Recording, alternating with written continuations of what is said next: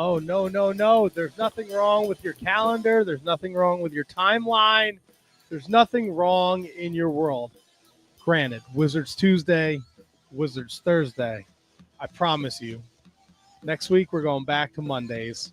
There's nothing to worry about. It's a special edition of the Shining Wizards Wrestling Podcast where we are talking with MMA legend, wrestling legend, Josh Barnett. He'll be joining us shortly, but it is myself, Double T. Brundo. KJG. And me and Kevin did one of these a little while ago with Matt Taven as soon as he jumped to Impact. I was on my lunch break, I think. Yeah. So it's been a while since we've done one of these, but I remember you did one with Robbie X too. You are correct, Robbie. Yeah, that was a hell of a day for me.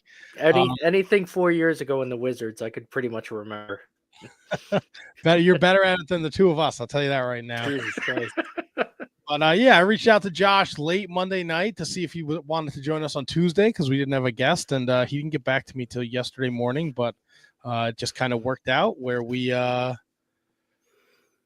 we got him for tonight. So he should be joining us any minute now. He's calling us from the West Coast, and we're going to talk about Bloodsport, and we're going to talk about dude, look at Brundon's picture's frozen. He looks like, oh my god. Oh, he's still here though. Yeah. Can you guys still hear me? We can hear you, but your picture is frozen. You look like something out of a Batman movie. Looks like all right, I'm gonna have to come back in. He looked like a Buddha. Yeah. I was gonna say, didn't Danny DeVito play Penguin and like Penguin Batman Returns and like Batman Returns, best Batman ever? Yeah, that was you right there. And you were frozen, so it makes sense. The old Penguin. Yeah. All right. Well, Brundo will be right back. Josh Barnett joining us shortly. We're going to talk about December 14th, Highest in the Room 3, where he's taking on Royce Issacs. He's also has the GCW Bloodsport Open Challenge at the Hammerstein Ballroom, the People vs. GCW on January 19th. So we'll talk about that and lots of more. Josh Barnett has a storied history, not just in MMA, but in professional wrestling too. So there's a lot of meat on the bone here, and we'll see how much we can get with Mr. Barnett. Did a lot of Inoki stuff, New Japan stuff, all that. Fantastic. The New Japan stuff is fucking wild to me. Yeah, the Inoki stuff, the IGF, some of his opponents is like insane. Well, like even like for me, who's not like as in depth as you guys are, clearly, but like I was like, Josh Barnett, that name sounds familiar. MMA, right? Duh. Yeah. But like in the pro wrestling scope, it was that he was doing like commentary for like New Japan. He was. Do you also recall when he challenged I do. Who are you gonna say? Bobby Lashley. Yeah. Yeah. Bobby Lashley open challenge. Yeah. Barnett. So there's a lot there with Josh Barnett, and he even worked. He just recently worked Wrestle Dream last year. He did in the 0 hour. He wrestled Claudio, and he said afterwards that he'd welcome a rematch. Oh, and, I was thinking of that recently. I was trying to think who I'd want to see him fight in Bloodsport, and Claudio came to mind. Oh, absolutely, I'm sure we'll get to all that with this man. Yeah, don't want to shoot the load too early. Didn't Santana do Bloodsport a little while ago? He did. Not this past one. I wish. He fought Homicide in the Bloodsport 11. That's where Josh Barnett fought Bad Dude Tito. Yes. Yeah. Santana? That was it. Yeah. Bad Dude Tito Santana versus Mike Santana. Mike. And with Tito Santana as the special referee. Imagine that. We just booked it right here. You listen, Brett? That's right. All right. So now we're just Jesus God Almighty. Do not. 901. Please, it's 901. No, I mean the comments. Please don't. Leave rock and roll. This isn't Monday night. This isn't Tuesday night. This is a special edition here. We're not getting into any of that nonsense here. It's not the place for it. It's not the time for it. Leave rock and roll buck in his place. Yeah. Probably It's in the mail, Buck. Yeah. Probably Checks in the mail. Yeah. If you send him a shirt, should it have a chisel in it? A chisel? Yes. Yeah. No. Don't. Please don't. Dear God. Dear God, don't. You might want an ice pick the way you were frozen before. Here's something. While we wait for him, do you guys know who his first tag team partner in New Japan was? Josh Barnett? I think I did this in the research, but I already forgot. Was it Yuji? No. He fought Yuji Nagata. Imiyori? No. Hold on. I know this guy. With the back. Oh, you know, don't cheat. Don't cheat, KJG. Oh, wasn't Bob Sapp, was it? It was not Bob Sapp. He is an American professional wrestler. He used to work in ECW. He was part of a tag team. Oh, yeah, that's right. Doug Perry Furnace. Saturn. Oh, Perry. Oh, I did know that. Yeah. I did know that. Yeah. All right. And speak of the devil, our guest is here, so I'm going to bring him in if he's ready. Oh, he looks ready. The War Master, Josh Barnett. Mr. Barnett, how are you tonight? Pretty good. How about yourselves? Great. Thank you for taking time out of your busy schedule to join us to talk GCW, highest in the room 3, Bloodsport, and all things related to Josh Barnett. Highest in the room 3, December 14th. You and Royce Issacs. I know he's done a lot of Bloodsport with you guys, but how do you feel going into this match against him in a regular wrestling environment? Well, I believe it's going to be a Bloodsport match. So fantastic. More of the same. He's been on quite the winning streak himself. But in this sense, I guess it's a little bit of a battle of LA, but you know, I kind of look at it as, you know, the young whippersnapper is feeling pretty spry and he likes his chances at this point. Which I don't blame him. And I'm more than happy to meet the challenge. But then I guess that puts a little extra onus on me. I need to put a little punctuation mark on this win. In general, when it comes to MMA or professional wrestling, like you say, like, oh, I got Royce Issacs on December 14th. How much work, how much digging, if you don't necessarily know a lot about the opponent, again, MMA or pro wrestling, how much do you actually do before getting into a match or a fight? Well, with Isaac, I don't need to really do much research at all. You know, I've seen pretty much all of his matches. I've trained him from time to time. So easy peasy as far as the understanding of at least, you know, why he does what he does and where his strengths and weaknesses are. Although, you know, it's not the same as actually going out there and executing it. That's going to happen coming up here December 14th. But for MMA, usually I'll spend 15 minutes looking over a guy. Because most of the guys at the time I was fighting, I already knew who was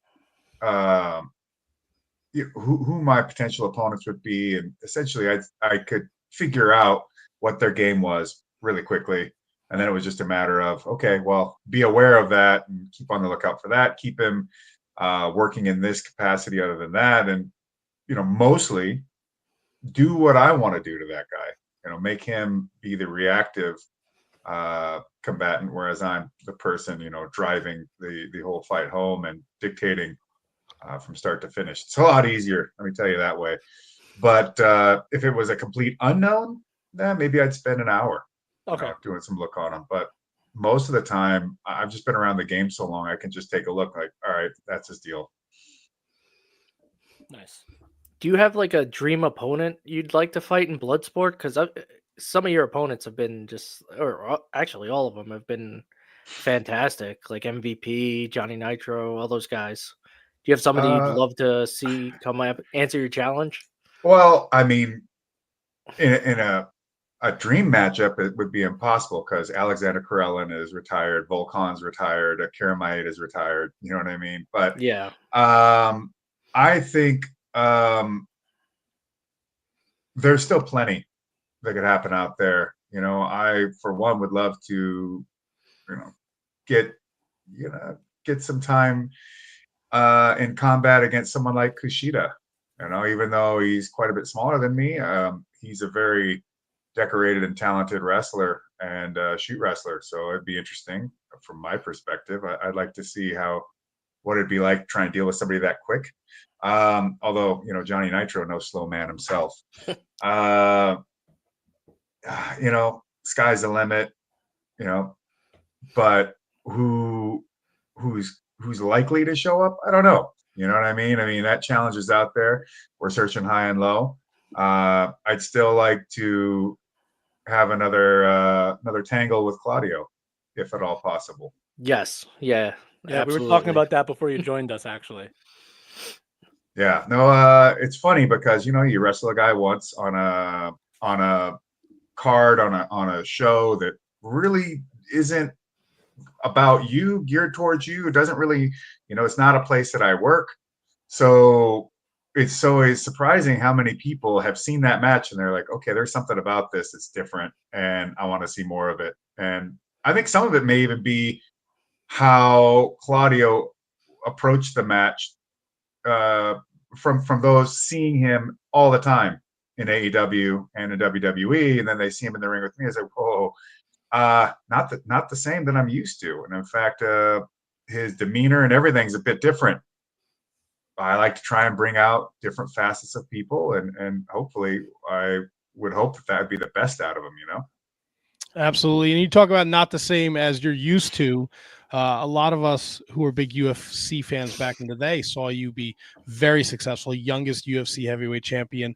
But then you make the transition into pro wrestling. You do both. But how do you end up in New Japan in 2003? And how was your first match for the IWGP World Heavyweight Championship against Yuji Nagata? You went from UFC, Pancrase, and Pride into New Japan, and that's just such an interesting path that you took.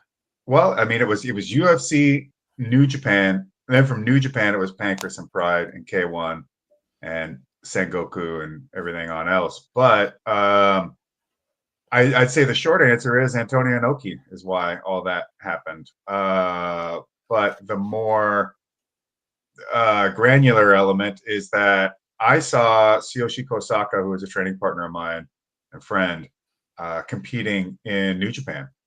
And I was just blown away.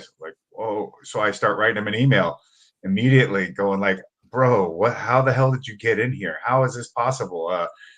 Let him know I want to go. I want to come to New Japan. I want to wrestle over there if at all possible. So he pushed the word along. New Japan's office contacted me. I was down in Santa Monica at the Noki Dojo meeting with them, and away we went. Contract signed. You're wrestling Yuji Nagata. Oh, okay. Holy crap. And then we just go from there. Yeah, I thought it was pretty wild. I love looking at old statistics and old matches that, you go from Yuji Nagata and then they pair you with Perry Saturn, which must have been a wild experience for you. I'm a big fan of Perry Saturn and the Eliminators. When I met up with him, and I had followed his career from ECW to WCW and then eventually to WWE, the whole mop thing. Or no, not mop. Yeah, the mop thing. Yeah, Moppy. Yeah. And I mean, that shows you how good of a worker he is. He was punished with this stupid gimmick and he got it over. And that is a mark of a real great worker. But Perry, I was really excited to work with Perry. I thought that there was a lot I could learn from him, that I was proven right. And you go from wrestling Yuji Nagata for the IWGP Heavyweight Championship in your first match in the Tokyo Dome in front of like 50,000 people, and then you go home for maybe a few weeks, and you're brought back for your first tour, and your first match is a tag team, you and Perry Saturn versus Masahiro Chono and Hiroyoshi Tenzan. Oh, well, all right, man. And I can tell you, like, those Yakuza kicks I took had some heat. I remember one of them, it wasn't the impact of just getting kicked was so bad. It was that the heel of Chono's boot, like, just stuck me right in the top of my chest. Oh, brutal. I had this weird circular bruise my upper chest for I don't know how long. And then let me tell you, trying to get to the ropes when someone's locked an STF on you is a real chore. Holy crap. Now you said that Inoki pretty much made this whole run for you possible, and your story and your journey was starting in the States and going anywhere in the States ever on the table for you? Honestly, no. I never even considered it when the thought or even the path of pro wrestling became available to me. I had zero interest in doing anything with anyone in the States. I wasn't really into it. I was really more of a Japanese pro wrestling fan, and I saw that this was a place where I could go and I could live out being an MMA fighter and a pro wrestler all at the same time if I was to attempt something like that in the United States. If it was WWE, well, that would be a non-starter. You know, they had a very specific approach. I wasn't really into what they were doing wrestling wise at that time. Plus, I didn't feel like it really fit me anyways. I didn't feel like I would be a good fit for them. So I just didn't even see it as a consideration. Also, fighting would have been completely off the table. That would have been over with, which I wasn't ready to do. Then, you know, the Indies was not something I was really considering, not to mention, you know, I just was probably someone that wouldn't have been on their radar, not to mention maybe really expensive for small shows to have brought me in, especially because I was only concerned with fighting and New Japan. That was pretty much it. So outside of that, it just didn't really have any desire or interest. Did getting thrown into the deep end, which they did to you in New Japan, prior to your excursion over there, did you reach out to a few of the former MMA fighters who had a chance to work New Japan? Bass Rutten, Mark Coleman. I know Kevin Randleman did some All Japan stuff. Mm-hmm. Did you reach out to those guys and ask for any advice? No, I just went over there. I mean, I was friends with Coleman and Randleman, and so we would come across each other's presence all the time. How I cornered Mark Coleman before, and then eventually Randleman and Coleman and myself would be on the same shows with IGF stuff. With Boss, I saw it; it was cool, but I just was. I mean, for me, it was like cross the bridge when you get there. It was the same with MMA in 1993 when I saw UFC 2 or 94. It was just like, well, I don't know how I'm going to get into this, but I'm going to figure it out. And I just did. And just kept putting one foot in front of the other until that foot ended up hitting someone in the face in a cage. And it was just like that. There wasn't really a path. And with pro wrestling, you know, I felt like I was in good hands. They don't want me to fail. And I just trained every day on the road. You know, I took that match against Nagata, and truthfully, I only really trained, if you could call it that, pro wrestling for 2 days at best. I just had watched pro wrestling a lot, played the video games, like played a ton of WCW versus the World on the PlayStation, Fire Pro, all that kind of stuff. Oh, yeah. But so, you know, and I watched tons and tons and tons of tapes and tape traded and all that. But really what it was is I just loved it. And I felt like I knew it. And what I didn't know, I would learn. And I was okay with that. What people wanted to see was me, and they wanted to see fight stuff. So anything I brought to them that was unexpected, like hitting captured suplexes and stuff like that, it was like, whoa, okay, yeah, it's all cherry on top. But as soon as I would have started hitting the ropes and trying to throw drop kicks and clotheslines, people would be like, whatever, because that's not what they would have wanted to have seen from me anyways. I would have become just like everybody else. It's like Anton Chigurh says, you know, that's your lucky coin, but don't put it in your pocket with all the other change, because then it'll become just like you'll lose it and it'll become just like the others, just a coin, which it is. So I needed to make sure that I stayed who I was, because that's what they wanted to see and were interested in the first place. And then, like I said, every day I trained on the road. If it wasn't just me teaching submission wrestling stuff to people in New Japan, like running the whole class and teaching submission wrestling, or Nagata running us through squats and sprints and all that, and then always having time to get in the ring, working with Liger a whole bunch. But I traded catch wrestling with Liger for learning how to sell. And guys like Shono would see me doing stuff like trying to run the ropes, and they come in and teach me. And then I'd learn. And then Christopher Daniels and Mike Barton and guys like that were on the road with us. They work with me on stuff. Like everybody. And I tell this to people that I work with, like, don't be afraid to go up and ask somebody something. Like a lot of times people might be on a card with Minoru Suzuki. And I said, if you're one of my guys, go up and talk to him.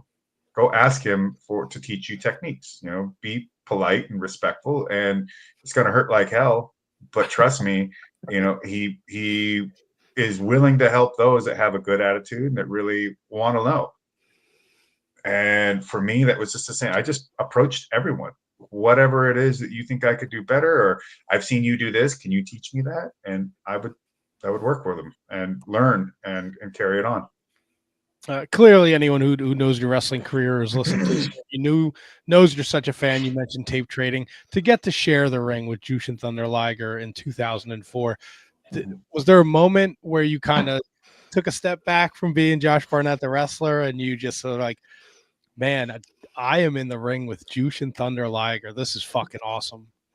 From day one, like every time I'd end up in the ring, I'm like, how the fuck did I get here? And I'll be honest, that shit still crosses my mind at times, because regardless of whatever I may have done or what was perceived as to why I should be with anyone or given any benefit or special privilege, I just always think back, like I know what I've done to get here and I know what work I've put in, but that's no reason to think that any of these things are a given or that I deserve them. You have to be fortunate enough to be the person that is able to have these opportunities. And then when they come, make those people feel correct in you being given them. And I know a lot of people like to say, things about their humility, and maybe it sounds trite because it is perhaps to the point that it seems like a cliche, but I really do believe that. And I always try to strive in life to be a white belt as many times as possible, because there's so much that I have still yet to know. And even that which I consider myself to already be a master of, I can't know it all. There has to be something. There is always maybe a way, a small or great way at which I can make whatever I do even better yet, or more adaptable, whatever. I gotta ask, because every guy that we've ever had on the show that goes to Japan, Lance Archer swears by the raw horse meat. Are you a fan of the raw horse meat? Okay, so Jim Steele had me all like super like nervous about trying the horse meat, raw horse meat, basashi. And he's like, that's, I've eaten everything they put in front of me, but man, that was the stuff that made me sick. And, so I was pretty trepidatious about that. So for a while, but then eventually I just had to give it a try. And I've had it in various occasions. I've had it where it's been pretty damn good. I've had it where it's like, it's okay.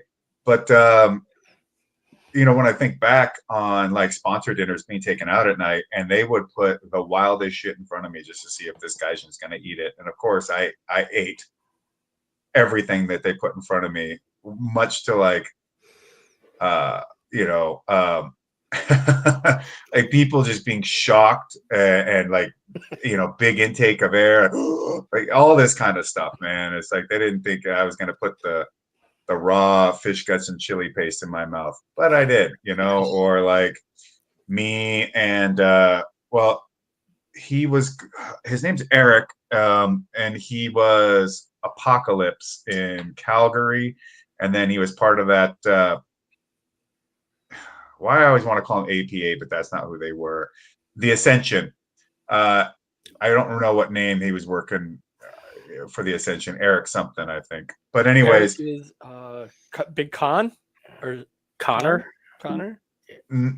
Maybe Victor. Big dude or the smaller dude? Well, how big is the big dude? I don't know. Maybe it's a big dude. Well, Big Eric's probably 6'2", 2. So he's not small. He's probably like 220. Yeah, Maybe he was Victor. It's got to be Victor. Yeah, Black it was hair? Victor. Yeah. Yeah. So he and I were taken out to eat with Tenzan.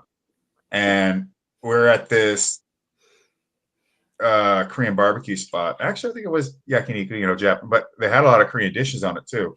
And one of his favorites is this raw octopus sashimi.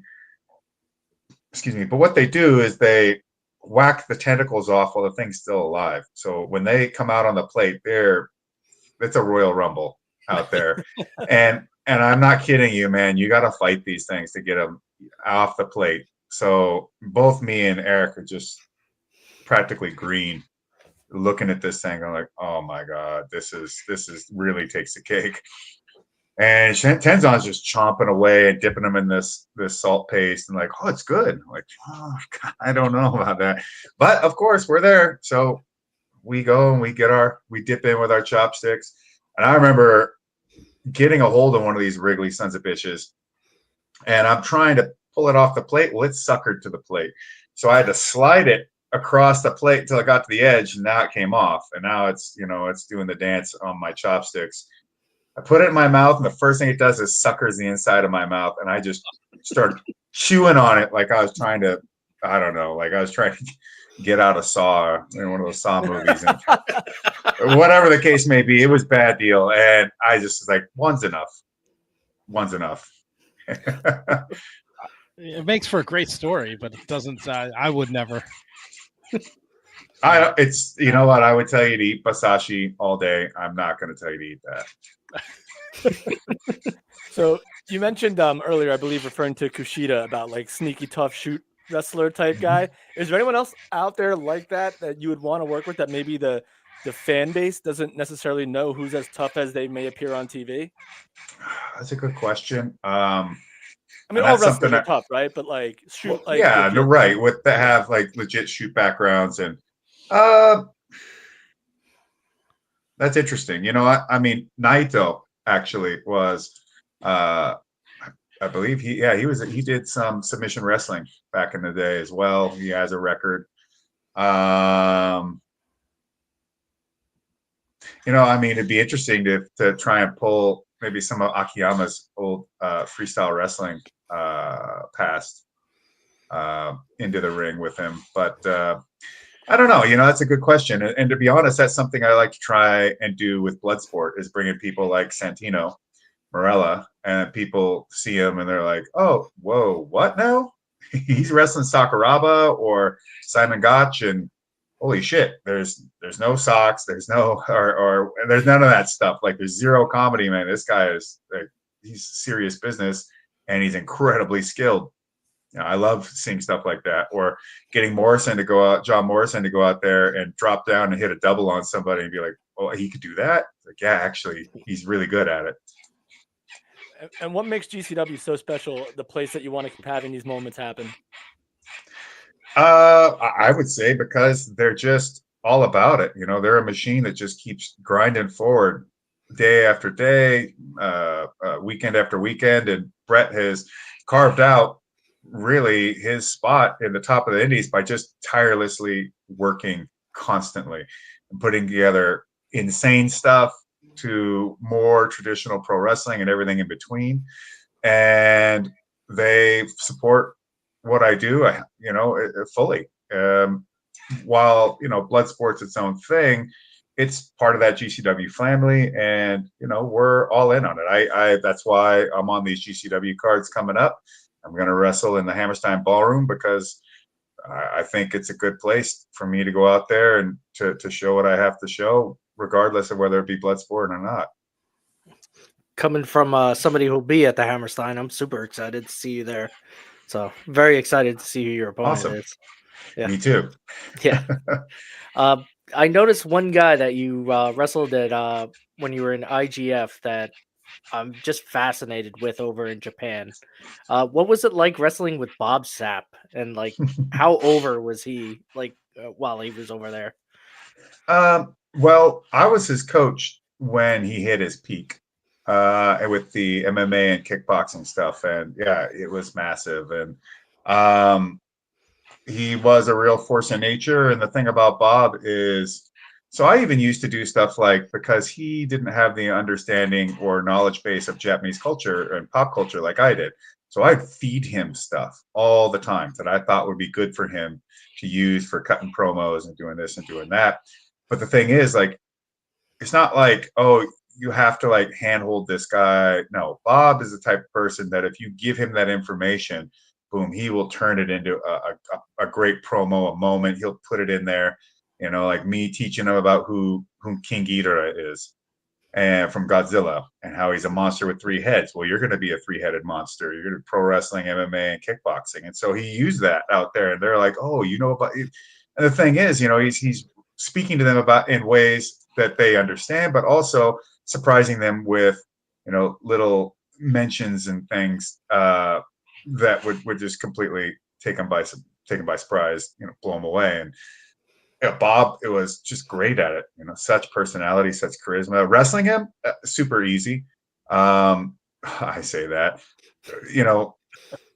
if you don't get underneath the 400-pound man, it's a much better night.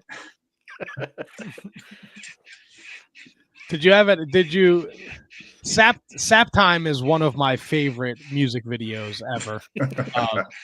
I own a copy of that CD.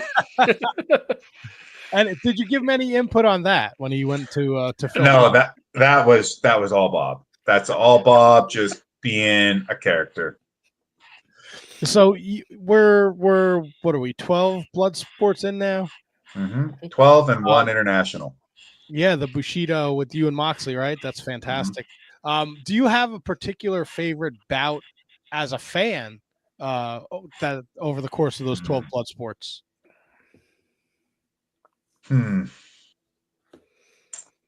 Well, I'm for this. I'm disqualifying myself completely. But wow, okay.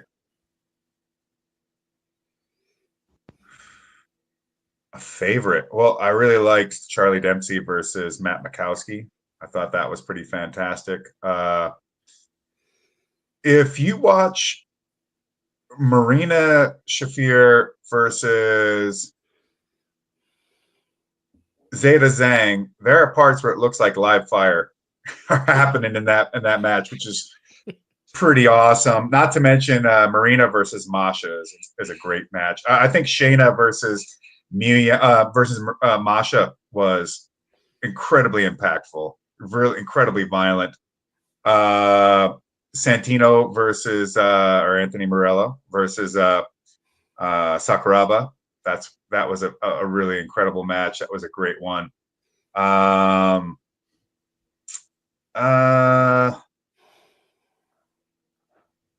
to think, there's been so many. Royce Issacs versus Alex Coughlin. That had a lead up because they had a match in Bloodsport 4 or 5, and then culminated with a rematch in 6. That was a nice little payoff at the end of the day. Chris Dickinson was absolutely killer in Bloodsport and really started to shine.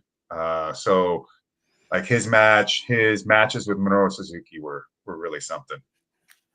Did you happen to catch any of when Monday Night Raw started doing their Raw Underground stuff? Did you happen to catch any of that? Yeah, no, I mean, look, as soon as it happened, everybody was blowing up my timeline and all that kind of stuff. But at the end of the day, what I always ended up saying was that no matter whether it be that or NXT Underground or TNA has done these matches, MLW is started doing them. Like, so everybody starts doing Bloodsport style matches. I just go, it just is advertising for us, because at the end of the day, they don't have the special sauce, which is me.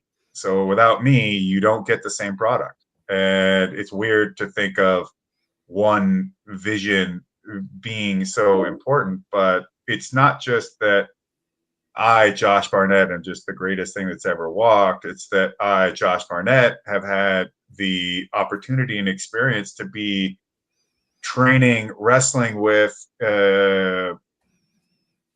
friends with, learning from Antonio Inoki, trained by Billy Robinson, getting some training with Carl Gotch, then training and knowing people like Funaki and Suzuki, Fujiwara, and this list just can keep going, and I can just keep rattling off names and name dropping. But it is because I've had that opportunity to have these people influence me and show me these things and teach me that I can put together what is not the UWF, because that, despite I know Zach Arnold and maybe somebody else thinks it's a possibility, but I just don't think that you can do UWF again, because you need a dojo system. People saw that as fully shoot MMA all the time, where it wasn't, but it wasn't not either. So there's plenty of shoots in the UWF organizations and all their offshoots, if you know what you're looking for. But instead, I instead of trying to do exactly what that might look like, I decided that what may actually be better, with MMA being so mainstream now, in a sense, or at least far more mainstream than, say, like 1991 and 89 and then 94, these eras where shoot style wrestling was still around and still quite popular, was to add more of the pro wrestling element into it, but under the same construct of what we're trying to do with this match and how it needs to look, and how it needs to feel. So it's like, look, if someone's going to get hit with a Northern Lights bomb, you would normally think that that's something you just see in a pro wrestling match, but this is pro wrestling too, and all these things can be done if you know how to do it.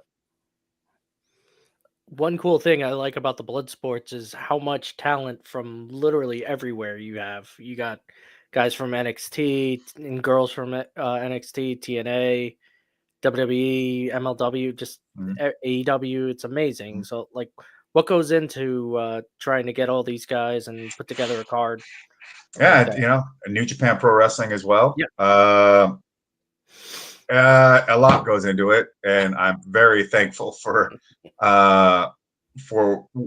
what organizations are able to help me in this regard. And I think part of the reason this is really all possible is because, for one, Bloodsport is not a competition. Even with Raw Underground, like, we're not in competition with the WWE, and I'm not here to, I can cut promos and do all that kind of stuff, but really, I'm not here to like critique their product really, or theirs or anybody so much, unless really asked. And in a lot of those cases, I would much rather prefer to talk to the people there than to say it online. But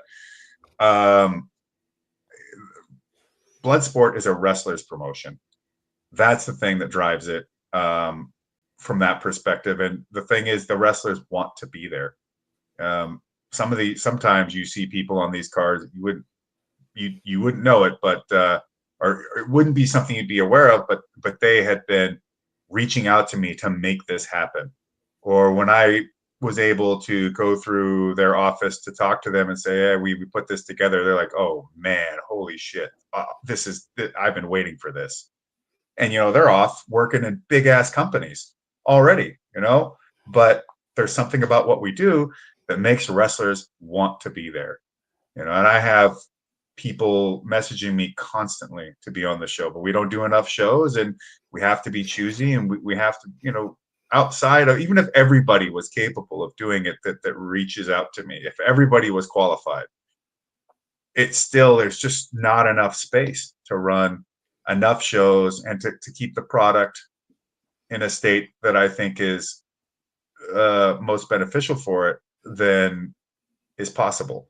And then, of course, the real issue hits, and that is the qualified to do it. And there's not a lot of people that can do that. And that's what's really difficult, is you have to start from that and then move with what's left.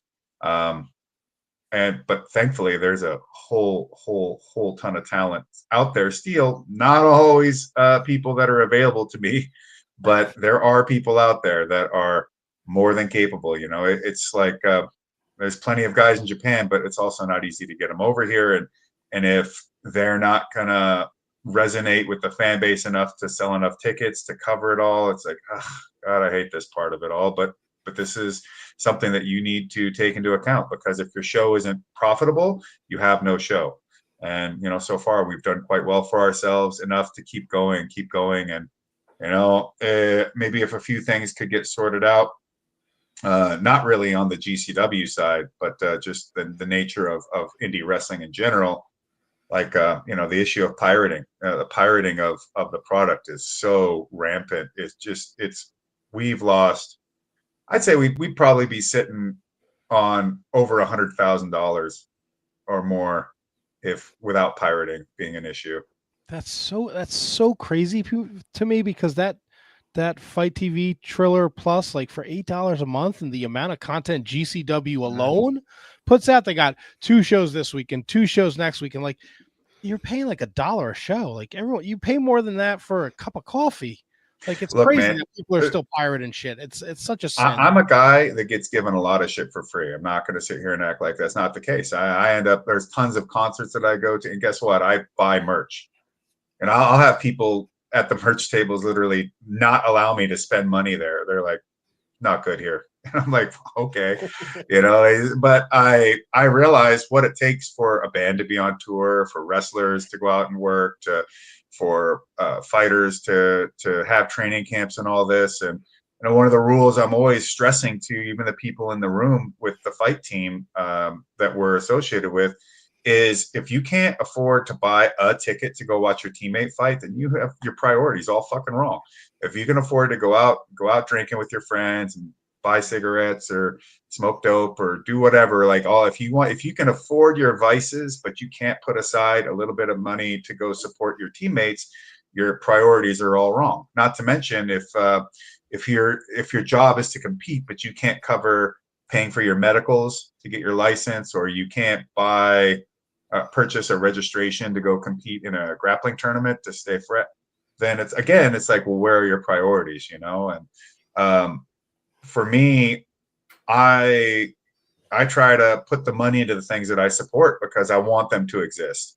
And I know how difficult, how hard it can be to make these sort of things, let alone really make them in any way that they can fully gain traction or have the support that they need to get bigger. Sometimes you need a bigger source of capital to build the infrastructure to actually get you to that next level. But it's like, well, how do I get it? It's like credit, right? You have no credit till you have a credit card, but you won't give you a credit card. You know, it's insane. But that is, you know, a reality with making things in the world, and building stuff is really difficult. And the pirating has been disappointing, to be honest, because, you know, just the other day I saw there's someone posted the whole Bloodsport 12 show on YouTube. Like, why would you do that? You know, what the fuck, man? I mean, it's not just like, oh, you know, us rich promoters, me and Brett, you know, with his 8 kids that he's got to pay for, you know, he's got to feed him and house him and all that, right? But no, we're not just sitting around just like swimming in money. It's like I try to explain to folks, if we had more budget, what I would do is start putting money aside so we don't have to go from show to show for what we do with Bloodsport, and think more of how do I make it so that I could actually contract people so that I can create storylines? Because how are you going to do a storyline if someone might get picked up or whatever at any given moment, and that shit's just done? Boom. Let's say you've been putting something together for 3 to 6 months, and now, no, that's all gone. They're off to AEW or WWE or whatever. And from our perspective, it's also like, well, man, that sucks for us, but we're not trying to ruin somebody's ability to go to the big time either, to go and make a career for themselves that's gonna potentially take care of them for the rest of their life. Because, you know, as much as I love what I do and I buy into it 100%, and I really believe that we do change lives, we don't change lives like a 6-figure deal from WWE or AEW or someone like that. And we want people who are capable of finding themselves there to do so. And if we're able to be a part of that journey, we're happy about it. But it just really it disappoints myself to see stuff like we'll trend in the top 10 in the world on Twitter, and yet the numbers on streaming, you're like, that don't make no sense. People are posting clips, they're doing this, but I'm like, that every now and again you'll come across someone who's showing you that they're on a Discord streaming it illegally, and they're like, and giving it away to people. Like, thanks. It's a sin. It's a shame. It really It is. And I'm not. It's not just us. Like, if people are pirating other people's stuff, I mean, and if somebody did watch our stuff through pirating, but if they came back and bought merch and did this and did that, then you could say that it balanced out in some way. Because at the end of the day, more money to build the event means we could pay the wrestlers better. We could potentially put them on contract. We could do all kinds of things. We can bring in more talent. We could fly in more people. But we haven't. We're really running really well, and we're quite successful with it. But I am not the type of person that likes to sit there and be like, oh, if we run 500 to 1,000 seat venues forever, I mean, that's cool. Now, I always want to do something like Bushido in Japan and have Sumo Hall. And I want to try and build the biggest things I can and make the coolest stuff possible. That's it. I want to make cool shit. You're definitely making cool shit. You've stood in MMA rings with some of the best. You've stood in wrestling rings with some of the best. Who's the hardest hitting in MMA, and who's the hardest hitting in pro wrestling? Hardest hitting in MMA, I would say, is Mirko Krokop. Hardest hitting in pro wrestling? Well, I'll tell you what, this last tag match I had in Noah, Fujita cracked me and my mouthpiece almost flew out of my mouth. So there is that. Hardest hitting in pro wrestling. Well, there's like Montaña Silva, who was 7 foot plus and 380 pounds. He definitely hit pretty damn hard, but I don't know, if that was intentional or what,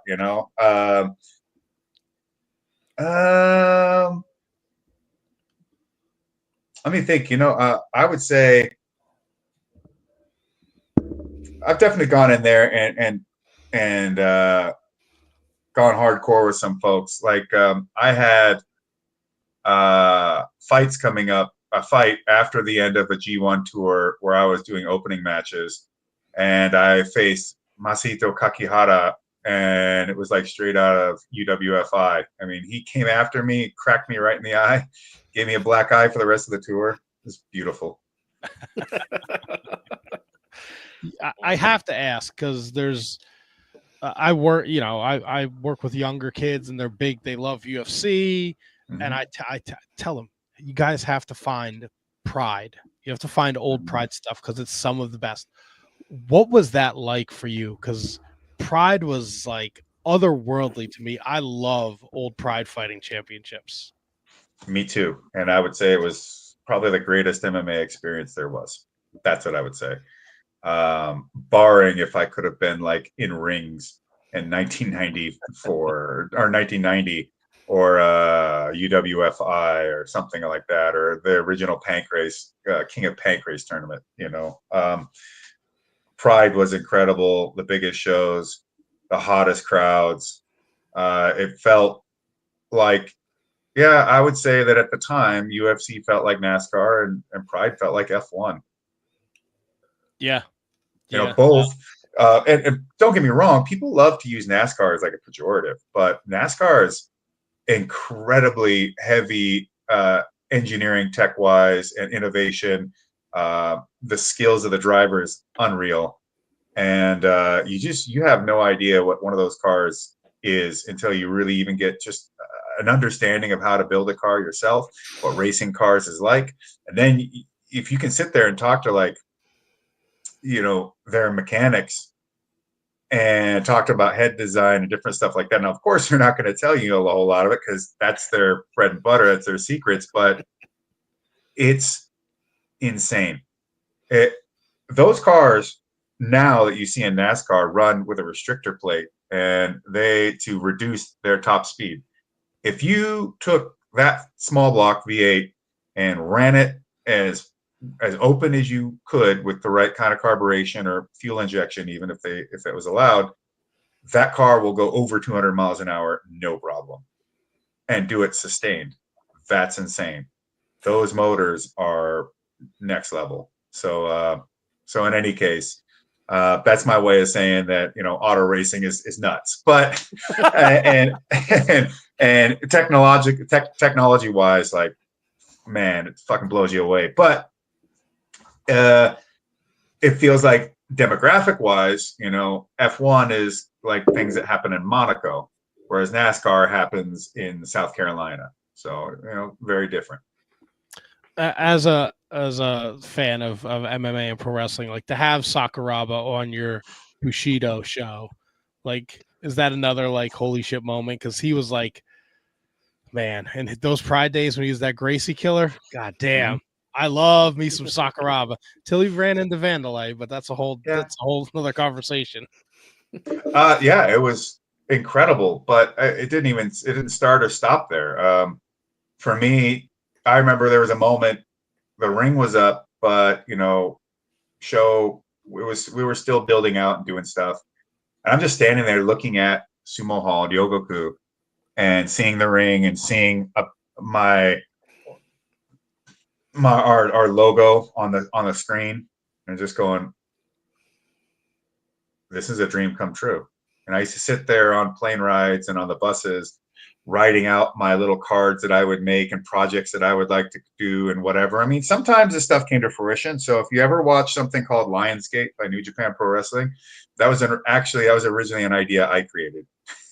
But my idea was originally to have young lions do MMA fights and other stuff like that, and for mid-carders to headline, and for it to be a show to promote the younger talent and the guys that had not quite made it yet, and also give people a place where they could fight and do submission wrestling while they're young.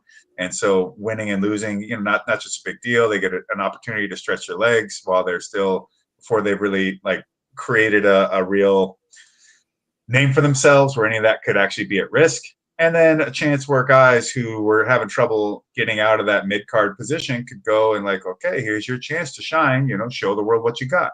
They didn't run with it. And then many years after I had been gone, all of a sudden Lionsgate, and I'm like, what? And it is a show to showcase newer or younger talent and things of that nature. But yeah, that was just like, these are the things that I used to do because I ate, slept, and breathed pro wrestling and fighting.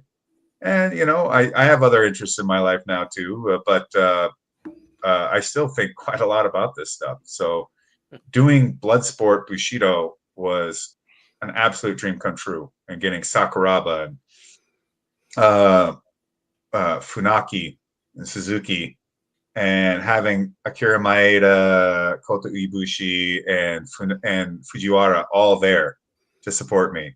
That's incredible. That was just beyond something I could have ever believed. And even in the process of taking meetings with GLEAT and New Japan, and talking to people from Stardom, and them backing us, supporting me, and sending their talent, that it said a lot about me, a foreigner, a gaijin.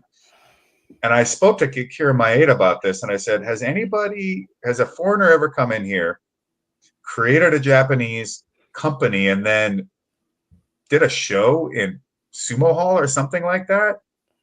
And he goes, I don't think so. I don't think anybody's ever done that.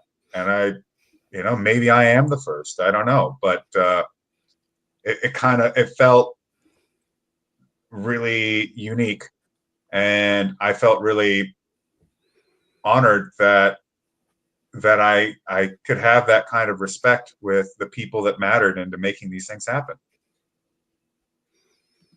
Well, hopefully this is the first of many trips back to Japan, because yeah, the Bushido was an excellent show. I mean, all the blood sports are awesome. If you've never had a chance to check out the Bloodsport, GCW Highest in the Room 3, December 14th, Triller Plus.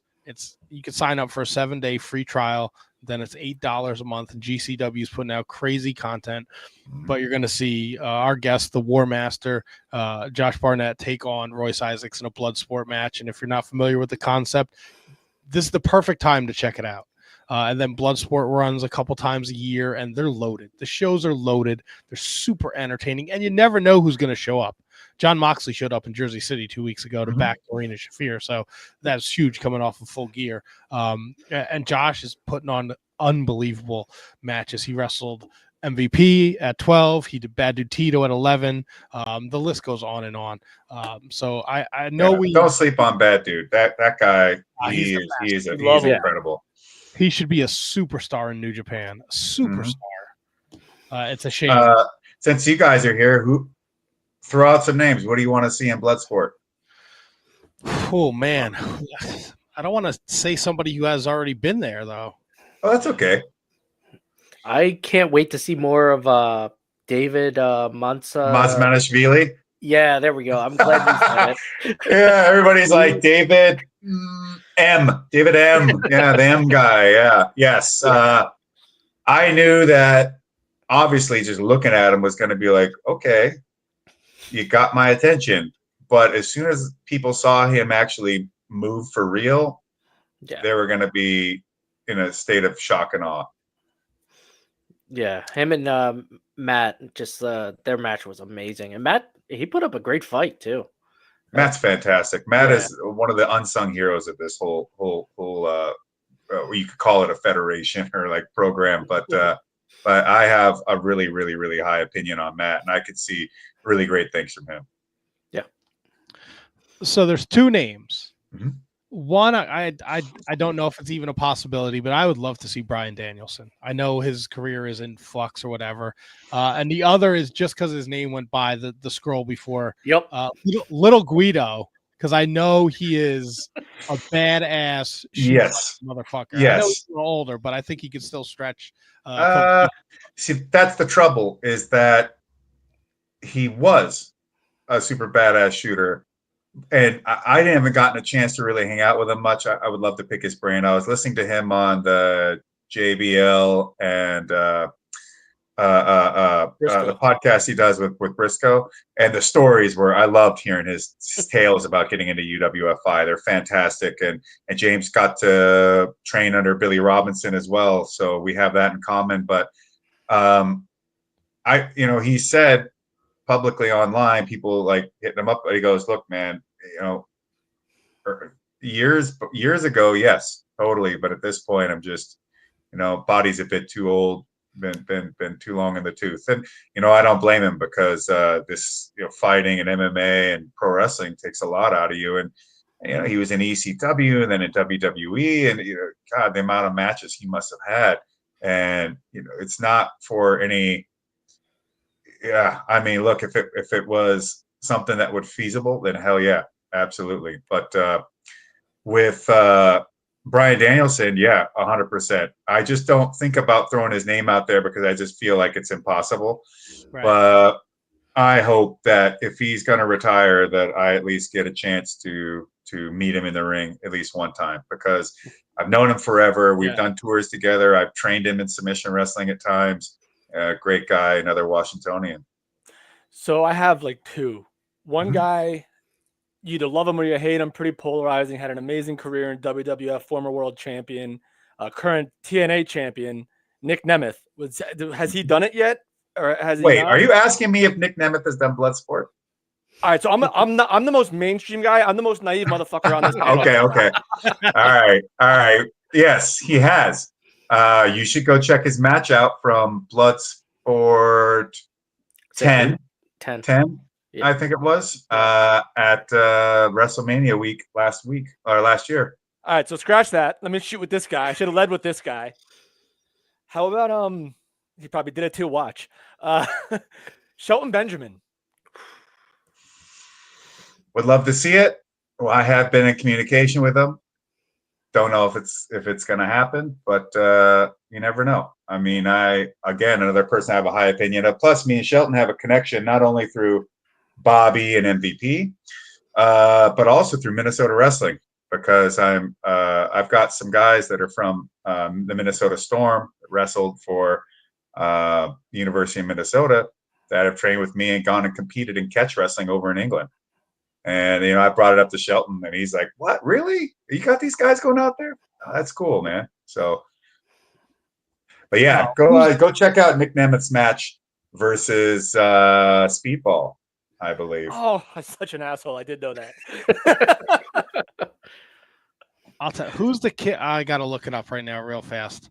Oh, I'm such an asshole. The kid that worked GCW last weekend from England, Luke Jacobs. Luke Jacobs, huh? Luke Jacobs. He's I think he's like the Progress Wrestling champion right now. Mhm.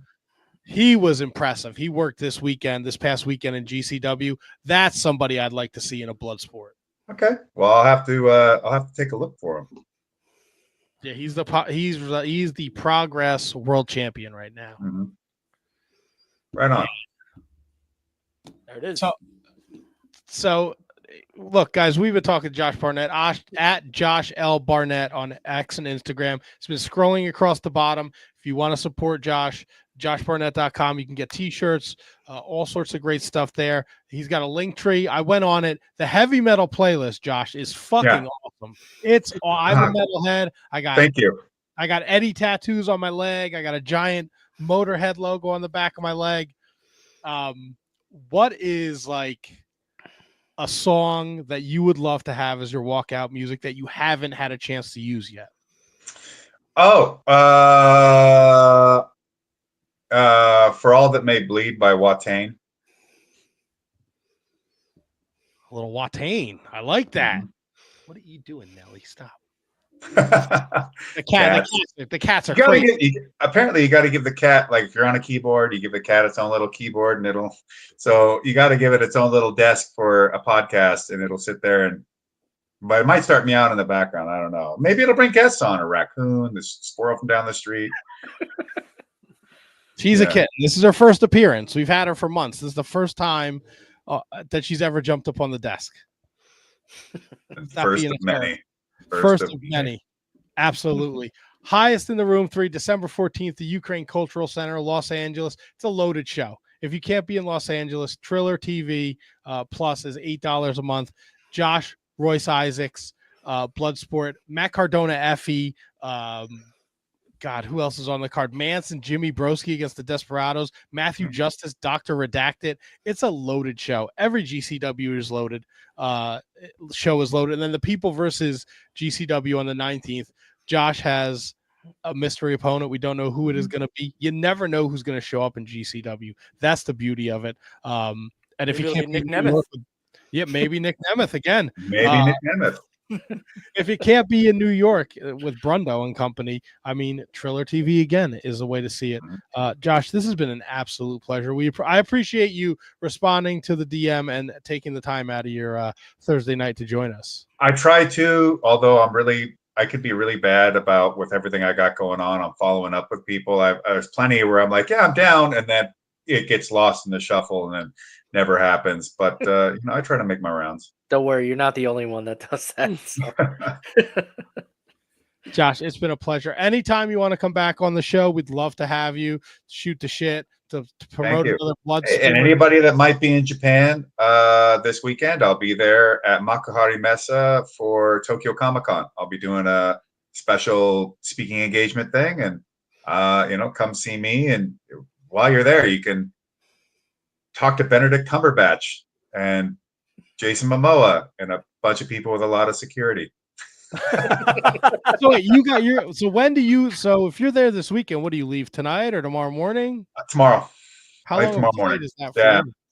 Yeah, and then my engagements on the 8th. My talk show's on the 8th, and then be rolling back here because I got Johnny Robles, one of my fighters, at bantamweight. He's fighting the 13th at Cage Warriors in San Diego. Then the day of the 14th, I'm at Tao of Jiu-Jitsu teaching a catch wrestling seminar up in Sun Valley, just LA area. And later that night, I roll my ass down to see what Royce Issacs has to show me after he's gone on his little win streak, taking out 2 of the No Quarter Catch crew. He's feeling feeling pretty spry, feeling pretty strong, and defeated his longtime rival Tom Lawler in a tag match. So he's riding high, man, and he's looking as strong as he's ever been, physically and just his capabilities in the ring. So I guess I gotta see what's different about him, see what's changed, and see if I could exploit the same weaknesses, or maybe I gotta show him that I haven't shown him everything I know yet. I mean, he's got the win streak, but so do you. Your last 2 fights you've won by TKO. I think he's only went a TKO and a regular win in his 2 fights. So okay, you gotta watch out. The War Well, Master. last time it was, MVP was like, I ain't tapping out. So I mean, out he goes with Tito. I had to drop him on his head and then kick him. So yeah, Royce better. I can't wait. I'm super duper excited for this. So, Josh, thank you so much again, man. Oh, thank you guys. Enjoy the rest. Oh God, enjoy the rest of your night. Have a safe trip. Take Josh. care. Keep that cat hair out of your throat. Josh, thank you so much, man. Have a great night. We'll talk soon. All right. Oh, man, he was awesome. That was great. KGG, what do you think? Of what? Of what? The Top guest? 5 or? Oh, top 5? Easily. Yeah. All right. Easily. Well, that was a lot of fun. I hope you guys enjoyed this. We'll be back Monday with a regular Shining Wizards Wrestling podcast with the full crew. Juice Springsteen's joining us. We're talking WCW. I guess that's it, man. Follow Josh Barnett on all the homework. And the homework. Yes. And Brundo's homework. Don't forget that. Remember, follow Josh Barnett at Josh L. Barnett on X and Instagram. JoshBarnett.com is his website, and he's got a link tree on his Instagram, which will take you to all things that Josh Barnett is involved in. Thank you for those who hung out and watched. Special shout out to SJ. Happy birthday. Happy birthday, SJ. I hope you had a great time. We appreciate you joining us. Scott George, nice to see you. Not so much on the Buck Zoomhoff, but my question didn't get asked. I'm not even gonna lie, SJ. I wasn't even paying attention to the comments here. I was running the banner, so my apologies. I'll take the hit for that. It's Double T's fault. We're back Monday with another jam-packed show. Remember to subscribe, rate, review if you enjoy the Shining Wizards podcast. Till then, I guess I got to do I got to play farting around, huh? Enjoy your weekend. Watch all the wrestling and continue to support the Shining Wizards Wrestling podcast. Oh, this one. There we go. There's an outro. Woohoo! All right. So should I hit the button? Is that a good idea? Good night, everyone. Oh yeah. I mean, I'm not doing it. It's not a proper show. I'm not doing it. All right, yeah. All right, hit the button. Hit the button. Hit it. All right, come on.